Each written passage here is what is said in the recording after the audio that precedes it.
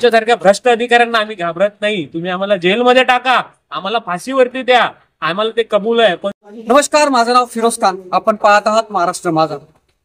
आज जे आहे प्रजासत्ताक दिन. प्रजासत्ताक दिन म्हटलं तर तुम्हाला माहितच आहे प्रजेची सत्ता. का खरं वाटतंय देशवासियांना की आज आपल्याला जे प्रजासत्ताक दिवस आपण मनवतो, खरोखर प्रजासत्ताक दिवस आपण आपल्या मनाने विचार करून सांगावा की देशामध्ये प्रजासत्ताक जे आहे ते राज्य चालत आहे का. परंतु देशामध्ये जे आंदोलनं चालतात, शहरामध्ये, गावामध्ये, देशामध्ये, राज्यामध्ये आंदोलनं चालतात, उपोषण असेल, काय असेल, का करावं लागत आहे. असंच एक प्रकरण आपल्या वसईमध्ये आपल्याला पाहायला मिळत आहे.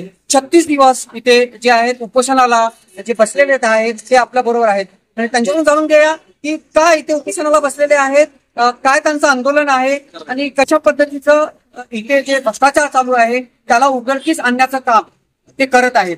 तर वर्माजी जे आहेत हे आंदोलनामध्ये प्रमुख भूमिकेमध्ये समोर आहेत. त्यांच्याकडून पहिले आपण जाणून घेऊया काय म्हणाल आपण जे आंदोलन इथे छेडण्यात आलेलं आहे, काय आंदोलनाचं तुमचं ध्येय आहे आणि कशा पद्धतीचं आंदोलन आहे.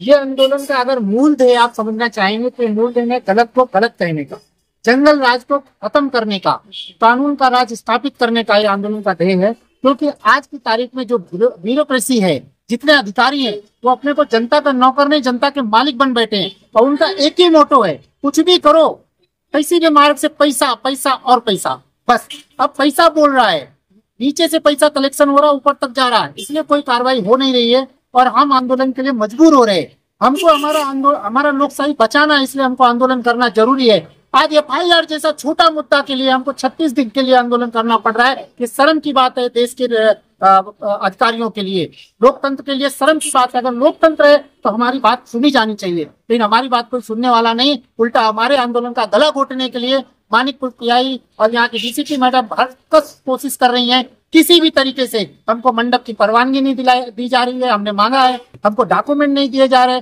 इवन हमको देशभक्ति के गीत बजाने के लिए परमिशन नहीं दी जा रही, वो भी नकारा जा रहा. और वो भी झूठा रीजन, साइलेंस जोन.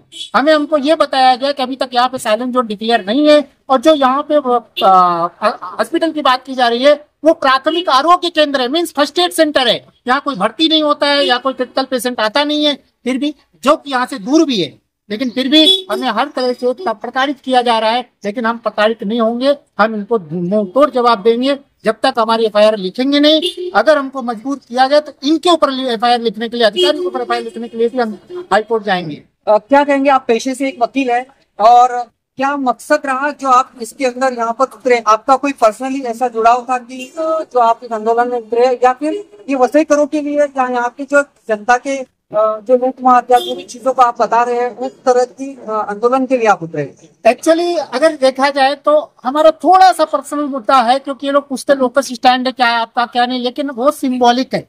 मेन मुद्दा ये है कि यहाँ पे इतना जंगल राज हो चुका है कि किसी गरीब लोग जो चाइल्ड सिस्टम में रहते हैं या किसी फ्लैट सिस्टम में रहते हैं वो बेचारे कुछ बोल नहीं पाते हैं, उनको कानून का नॉलेज नहीं है. ये डराते धमकाते हैं और महानगर पालिका और पुलिस विभाग संगनमत करके उनकी पर्सनल प्रॉपर्टी तोड़ देती है, उनकी पर्सनल सामान ले जाती है, उनके लाइफ एंड लिबर्टी से उनको बेदखल कर दिया जाता है. और बाद में जब वो शिकायत लेके जाते हैं पुलिस उनको धमका के भगा देती है. यहीं पे एक मुद्दा हुआ है न्यू वीना कोऑपरेटिव सोसाइटी में. पुलिस बोल रही है ठीक है वर्मा जी का डायरेक्ट नहीं है, दूसरे का लिख लो, दूसरे लोग है ना. हेमंत सिंह नाम का आदमी वहां अर्जी दिया है, उसके 3 फ्लैट हैं. वो अपनी भाई की शादी में, भाई की लड़की की शादी में गया, लौट के आया तो देखा पूरी बिल्डिंग नीचे, उसका घर नहीं, फ्लैट नहीं, उसका सामान नहीं, फिर भी पुलिस FIR नहीं ली. ये तो बहाना कर रहे हैं. इन्होंने 50 लाख का गड़बड़ किया है इस मैटर में.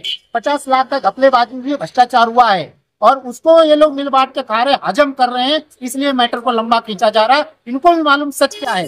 अगर तुम्हारे पास मेरा दावा झूठा है ना, तुम्हारे पास सबूत है ना, तो हमको अरेस्ट करो, हमारे ऊपर FIR डालो करो. अगर मेरा सत्य है तो आप FIR दर्ज करो, मेरी FIR दर्ज करो, तो इनको FIR नहीं. और यदि मेरे नाम से इनको कोई तकलीफ है ना तो मैं बोलता हूँ ना सू मोटो दर्ज कर लो, हेमंत सिंह के नाम दर्ज कर लो, अनिल सिंह के नाम दर्ज कर लो. FIR दर्ज करने के लिए विक्टिम का होना जरूरी नहीं है. FIR दर्ज करने के लिए सिर्फ कॉग्निजेबल ऑफेंस की सूचना होनी जरूरी है, सबूत की भी जरूरी नहीं. हम तो तुमको सबूत भी दे रहे, फिर भी नहीं लिखने को तैयार. हमको सिखा रहे हैं आप कोर्ट चले जाओ, तो सेक्शन 154 CRPC का पालन कौन करेगा.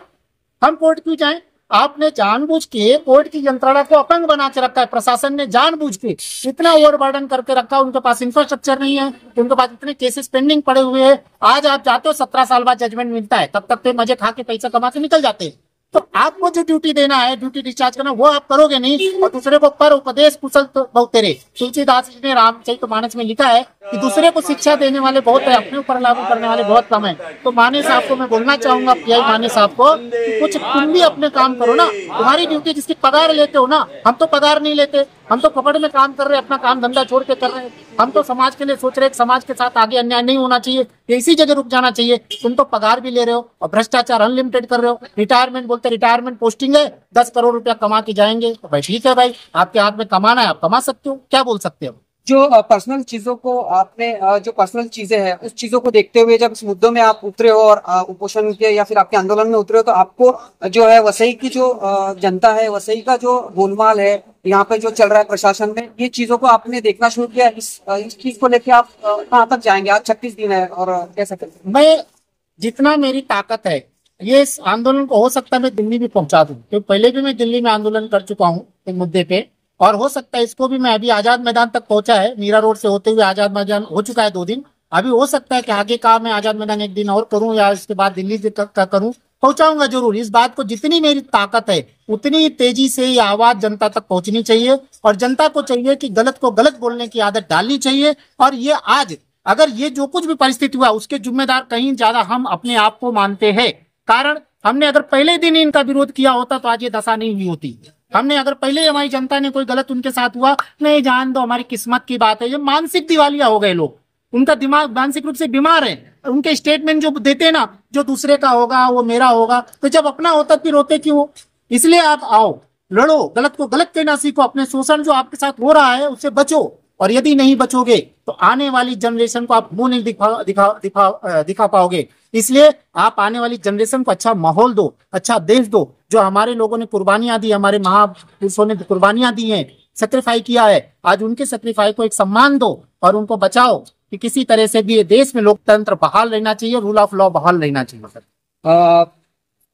तुम्ही पाहिलंच वर्माजींचं जे म्हणणं होतं, परंतु यांच्याबरोबर अजूनही जे आहेत त्यांच्याबरोबर जुळलेले आंदोलक आहेत, त्यांच्याकडून पण जाणून घेऊया। पण आज प्रजासत्ताक दिवशी जे आहे त्यांनी एक रॅली काढली होती आणि तिरंग्याला जे आहे सॅल्यूट करून सलाम करून त्यांनी जी आहे एक वेशभूषेमध्ये गांधीजींचं, आंबेडकर जींचं ते वेशभूषा केली होती आणि त्यांनीही देखील यामध्ये सहभाग घेऊन त्यांच्याकडून पण आपण जाणून घेऊया की त्यांचं मत काय आहे, त्यांनी का वेशभूषा केलेली आहे। तर पहिले प्रथम आपण गांधीजींकडे जाऊया। काय म्हणाल, आज तुम्ही जे गांधीजींचं जे वेशभूषा केलेली आहे, का असं तुम्हाला वाटलं की गांधीजींची वेशभूषा करावी आणि या आंदोलनात सहभाग घ्यावा, ते पण प्रजासत्ताकच्या दिवशी? आज प्रजासत्ताक दिन आहे। या भारतीय संविधान आणि सर्व नागरिकांना माझ्यातर्फे हार्दिक शुभेच्छा देतो। भारतीयांना आमचा राग या देशावर नाहीये, देशाच्या संविधानावर नाहीये, बाबासाहेबांनी जी लोकशाही केली त्या लोकशाहीवर नाहीये, परंतु कुठेतरी इंग्रजांनी ज्याप्रमाणे 150 वर्ष आपल्याला गुलामगिरीत ठेवलं होतं, आज आपण 75 वर्ष साजरा करतो, अजून 75 वर्ष बाकी आहे। इंग्रज जर 150 वर्ष आपल्याला छळ करत असताना महात्मा गांधी सारख्या एका सामान्य माणसाने संपूर्ण जनतेला जागं केलं आणि स्वतंत्राचं एक आंदोलन उभं केलं। आंदोलन उभं करताना महात्मा गांधींनी कधी हा विचार केला नाही की मला किती पैसे मिळतील, मी किती कमी, बॅरिस्टर होते ते, हलके नव्हते। असं असताना सुद्धा त्यांनी या देशासाठी कुर्बानी दिली। देशासाठी कुर्बानी देणारे बरेच जण आहेत, लाखो लोक मेले यासाठी। आज त्याचा कुठेतरी विसर या स्वातंत्र्यानंतर या अधिकाऱ्यांना झालेला आहे। याने एक मनापासून विचार करावा की आज मी जे करतोय हे संविधानाच्या अधिकारात येतं का? मी लोकशाहीचा खून तर करत नाही ना, मी या देशाबरोबर गद्दारी तर करत नाही ना। हा सामान्य विचार जर त्यांनी 2 मिनिटं रात्री स्तब्ध राहून जरी अधिकाऱ्यांनी सगळ्यांनी विचार केला तर तुम्हाला कळून चुकेल की आज देशाची हालत खूप खराब आहे। सामान्य माणूस ज्याच्याकडे काहीही नाही त्याला उगाच या घटनेची भीती दाखवली जाते, या अधिकारांची भीती दाखवली जाते। आज माझं सौभाग्य आहे की आंदोलनातल्या लोकांनी मला महात्मा गांधी होण्याचं सौभाग्य दिलं। बरोबर, आज तुम्हाला मी सांगतो, आज जर महात्मा गांधी असते तर आज त्यांची काय अवस्था झाली असती विचार करा। त्यावेळी गोडसे एका माते फिरूने महात्मा गांधीची हत्या केली, पण आज महात्मा गांधी असते तर कुठच्या तरी कलमाखाली अटक झाली असते आंदोलन करताना. एवढं मी सांगू इच्छितो. या सगळ्यांचे मी आभार मानतो आणि आज जो मला हा सन्मान दिला त्यांनी महात्मा गांधी होण्याचा माझं मी भाग्य समजतो. हा देश चालणार, देशाचं संविधान निर्मित आहे, देशाचे कायदे मजबूत आहे, पण या संघटना या प्रशासन व्यवस्थेने या कायद्यांना अपंग करून ठेवलेल्या आहे. लोकांच्या ज्या समस्या आहेत त्या समस्या लोकांपर्यंत न सुचवता आज या लोकांनी मालक बनून लोकांवर राज्य करायला सुरुवात केली. ते इंग्रज होते त्याच्यापेक्षा दयनीय परिस्थिती आज देशाची आहे. मी सगळ्या देशवासियांना सांगेन की आपल्या हक्कासाठी लढा. आपलं संविधान मजबूत आहे, आपली लोकशाही मजबूत आहे, आपला कायदाही मजबूत आहे. जागे व्हा, विचार करा आणि या आमच्या प्रामाणिक आंदोलनाला साथ द्या. जय हिंद. असंच जे आहे डॉक्टर बाबासाहेब आंबेडकरांनी देशाचं संविधान लिहिलेलं आहे, परंतु संविधानाच्या ज्या लिहिलेलं संविधान आहे त्याच्याप्रमाणे हा देश चालतंय का, हे पण एक विचार करण्याची गोष्ट आहे.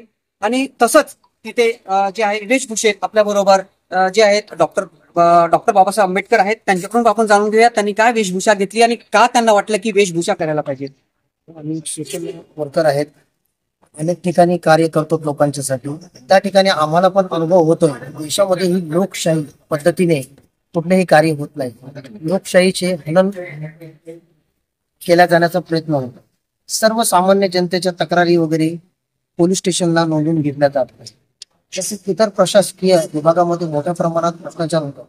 हे अधिकारी स्वतःला लोकसेवक न समजता हे जनतेचे मालक असे समजत आहे आणि ते जे आहेत हुकुमशाही जनतेवरती लादत आहे. म्हणून त्यामुळे या ठिकाणी आम्ही आज ही डॉक्टर बाबासाहेब आंबेडकरांची वेशभूषा धारण करून इथे या आंदोलनामध्ये सहकार्य करण्याचे मला भाग्य मिळालेले आहे. एक आपल्या बरोबर आहेत जे उद्योग गटाचे शिवसैनिक आहेत, तेही या आंदोलनाला जुळलेले आहेत. ते पेशाने वकील आहेत आणि ते असं नाही की राजनैतिक गोष्टीला घेऊन इथे ते त्यांच्या जुळलेले आहेत. या शहरातील या वसई विरार शहरातील ज्या समस्या आहेत त्याला घेऊन ते इथे जुळलेले आहेत. तर त्यांच्याकडून जाणून घेऊया की त्यांचं काय मत आहे आणि या आंदोलनाला ते कसं पाहत आहेत. काय म्हणाल सर? सर्वप्रथम मी तुम्हाला सांगू इच्छितो की कुठलाही राजकारणी म्हणून या आंदोलनात सहभागी नाही, तर मी या स्वतंत्र भारताचा एक स्वतंत्र नागरिक म्हणून या आंदोलनात सहभागी आहे. मला दिसतंय की माझ्या प्रभागामध्ये, माझ्या वसई विरारामध्ये अधिकारीशाही फोपावलेली आहे. अधिकारी लोकांचं दमन करतायत. आज पोलीस प्रशासन असो की महानगरपालिका प्रशासन असो की तहसीलदार असो, कलेक्टर असो, हे कशा प्रकारे राजे बनलेले आहेत आणि कशा प्रकारे जनतेला लुटतायत, ह्या प्रवृत्तीच्या विरोधामध्ये आम्ही इथे आंदोलनाला बसलो. हे फक्त अशोक वर्माजींचं आंदोलन नाहीये. हा जो मेसेज जातो तो चुकीचा आहे. हा एका प्रवृत्ती विरुद्ध आंदोलन आहे. ही अशी प्रवृत्ती की त्या 36 दिवस बसून सुद्धा चौकशी केली जात नाही. जेव्हा इंग्रज होते तेव्हा इंग्रज सुद्धा असेच वागत होते. मग इंग्रजांमध्ये आणि तुमच्यामध्ये फरक काय? मी आज सुद्धा अधिकाऱ्यांची जर चौकशी केली तरी अधिकारी एका सामान्य घरातून आलेले गरीब अधिकारी आज करोडपती कसे झाले. आज तुम्ही पाहाल तर कशा प्रकारे राजेशाही प्रमाणे ते राहतात, कशा मोठ्या मोठ्या गाडीत ते फिरतात, कशा मोठ्या मोठ्या एसी केबिन मध्ये ते बसतात. आज सामान्य जनता कर भरते आणि त्या कराच्या पैशातून त्यांना पगार मिळतो. परंतु हे यांचं नैतिक कर्तव्य, यांचं मूलभूत कर्तव्य ते विसरलेले आहेत आणि यांच्यावरती इंग्रजांचा प्रभाव आला आणि इंग्रज यांच्यामध्ये कुठून आज सामान्य जनतेचं दमन करताय. तुम्हाला सांगतो, ही अशी प्रवृत्ती आहे म्हणून सामान्य माणूस पोलीस स्टेशनला जायला घाबरतो. ही अशी प्रवृत्ती आहे म्हणून माणूस महानगरपालिकेच्या ऑफिसमध्ये जायला घाबरतो, कारण सामान्य माणसाचं इथे कुणी ऐकलं जात नाही. आणि ह्याच प्रवृत्ती विरोधामध्ये आम्ही आंदोलनाला बसलेलो आहोत. आज एक बिल्डिंग तोडली, त्या बिल्डिंग मध्ये राहणाऱ्या लोकांना कळवलं नाही. त्यांची बिल्डिंग ते येऊन पाहत असतात त्यांची बिल्डिंग तुटलेली आहे. हे काय म्हणजे तुमच्या मनात जे येईल ते तुम्ही कराल. म्हणजे तुमच्याकडे पैसे कोणीतरी दिले, कुठल्या तरी माणसाने बिल्डरने तुम्हाला पैसे दिले म्हणजे तुमचं कोणाचंही घर तुम्ही उद्ध्वस्त करा. हे जे प्रकार चालू आहे त्या प्रकाराने आम्ही व्यथित आहोत आणि म्हणून संविधान प्रेमी म्हणून या देशाचा एक सुज्ञ नागरिक म्हणून आम्ही या आंदोलनामध्ये आहोत. आणि हे आंदोलन फक्त 36 दिवस नाही तर 36 वर्ष चाललं तरी चालेल, परंतु आम्ही हा लढा लढणार. कारण आमच्यामध्ये ती जाणीव आहे, आमच्यामध्ये ती आत्मा अजून जिवंत आहे. आम्ही फक्त 26 जानेवारी 15 ऑगस्टच्या रोजी देशभक्ती करणारी लोक नाही आहेत. देशभक्ती म्हणजे या देशातल्या प्रत्येक व्यक्तीच्या अधिकारासाठी तुम्हाला लढलं पाहिजे. जे चुकीचे चाललंय त्या चुकीच्या विरोधात आवाज उठवला पाहिजे. मग तो कुठल्याही पक्षाचा असो, कुठल्याही गटाचा असो, कुठल्याही धर्माचा असो, कुठल्याही जातीचा असो. आम्हाला आता जसं आम्ही आमच्या महामानवांनी जसं इंग्रजांविरुद्ध लढा लढला आणि शेवटी ते जिंकले, तसंच मला आत्मविश्वास आहे की काही सरफिरे, मी यांना सरफिरेच म्हणेन, कारण हे येडे आहेत. काय येडे आहेत? कारण 36 दिवस ह्या चटाईवरती बसणं हे खाण्याची गोष्ट नाहीये. यांना फक्त या अधिकाऱ्यांना सांगा, एक दिवस फक्त येऊन चटाईवरती बसून दाखवा. यांच्या एसी केबिन मधून बाहेर पडा आणि त्यांना सांगा चटाईवर येऊन बसून दाखवा. तुम्ही साधा आम्हाला मंडपाची परमिशन देत नाहीये. इंग्रज पण तेव्हा देत नव्हते. तुम्हाला आंदोलनाची परवानगी नाहीये, तुम्हाला लाऊडस्पीकरची परवानगी नाही. जे इंग्रज करतात तेच हे अधिकारी करतात. या पोलीस प्रशासनाचा सर्वात आधी धिक्कार करतो. आणि हे बाबासाहेबांनी लिहिलेलं संविधान हे आम्ही सुरक्षित ठेवण्यासाठी, शाबूत ठेवण्यासाठी आम्ही लढतोय आणि आम्ही ते ठेवू. हा संविधानाचा ढाचा हल्लेला आहे या अशा नालायक अधिकाऱ्यांमुळे झालेलं आहे. असे नालायक अधिकारी फोपावत आहेत आणि शासन सुद्धा अशा अधिकाऱ्यांकडे लक्ष देत नाहीये. शासन सुद्धा भ्रष्टाचारात पूर्णपणे लिप्त आहे. आज कशा प्रकारे महाराष्ट्रामध्ये कशा प्रकारे पैशाच्या जोरावरती कशा प्रकारे सत्तांतरण होतंय हे महाराष्ट्राची जनता पाहते. आज सगळीकडे भ्रष्टाचार फोपावलेला आहे आणि या भ्रष्टाचाराची बळी हे सामान्य जनता पडते. आज अनिल पवार सारखा भ्रष्ट IAS ऑफिसर जो आमचा आयुक्त बनून बसलाय, आज एक भ्रष्ट मधुकर पांडे नावाचा एक आयुक्त भ्रष्ट आमचा अधिकारी होऊन बसलेला आहे. यांच्याकडून काय अपेक्षा करणार? आणि यांच्या तक्रारी करून सुद्धा यांच्यावरती कोण कारवाई करणार? आता जनतेनेच त्यांच्या हातामध्ये सत्ता घेतली पाहिजे. आणि जेव्हा आपण म्हणतो की जनतेचं राज्य आहे, ते फक्त सांगण्यापुरतं नाही, तर ज्याप्रमाणे आपल्या शिवाजी महाराजांनी, छत्रपती शिवाजी महाराजांनी ज्या प्रमाणे जनतेचं राज्य आणलं होतं, त्याप्रमाणे जनतेचं राज्य आणण्यासाठी त्यांचे सगळे मावळे त्या रस्त्यावरती उतरलेले आहेत. आणि आम्ही ही लढाई लढू. आम्हाला कोणी वेडं म्हणणार, आम्हाला कोणी बसलंय तिथे, आम्हाला काही फरक पडत नाही. कारण भगतसिंगला पण आतंकवादी म्हटलं होतं, गांधींवरती पण आरोप होते, बाबासाहेबांवरती पण आरोप होते, महात्मा फुलेंवरती पण आरोप होते. त्यावेळेची ती परिस्थिती होती. आजही तशी परिस्थिती हे भ्रष्ट अधिकारी तयार करू शकतात. पण आम्हाला त्यांना एवढंच सांगायचं आहे की आमच्या या भूमीमध्ये, महाराष्ट्राच्या ज्या भूमीमध्ये क्रांतीने जन्म घेतलेला आहे आणि या भूमीमधूनच क्रांतीची अंकुरं फुटलेली आहेत. आणि ती अंकुरं घेऊन, तो वारसा घेऊन आम्ही लढतोय आणि पुढे सुद्धा लढत राहू. आणि तुमच्यासारख्या भ्रष्ट अधिकाऱ्यांना आम्ही घाबरत नाही. तुम्ही आम्हाला जेलमध्ये टाका, आम्हाला फाशीवरती द्या, आम्हाला ते कबूल आहे. पण तुमच्या असं जे चाललेलं आहे, जो भ्रष्टाचार चाललेला आहे, जे जनतेचं दमन चाललेलं आहे, त्या दमन विरुद्ध आम्ही लढू. आणि एक ना एक दिवशी आम्हाला अपेक्षा आहे, आम्हाला आशा आहे की आम्हाला न्याय मिळेल. कारण आम्हाला ना कुठल्या मंत्र्याकडून अपेक्षा आहे ना कुठल्या अधिकाऱ्याकडून अपेक्षा आहे. आम्हाला फक्त जनतेकडून अपेक्षा आहे की जनता एक ना एक दिवस आमच्या बरोबर येऊन ही लढा लढेल आणि आम्हाला न्याय मिळेल. एवढंच मी बोलेन. जय हिंद, जय महाराष्ट्र, जय संविधान. तर पाहिलं की आपल्या वसई विरारमध्ये जे आंदोलन चालू आहे, हे जे आंदोलनकारक आहेत, हे जे आंदोलन करत आहेत, हे सुशिक्षित आहेत, वकील आहेत, पेशांनी वकील आहेत, कोण चांगले कोण आहेत ते इंजिनियर आहेत. अशा सुशिक्षित जे लोक आहेत यांना आंदोलन करावी लागत आहेत. तर विचार करावा की आम जनता जी असेल त्यांचं काय हाल असेल. तर अशाच महत्वपूर्ण बातम्या पाहण्यासाठी चॅनलला सबस्क्राईब, लाईक आणि शेअर जरूर करा.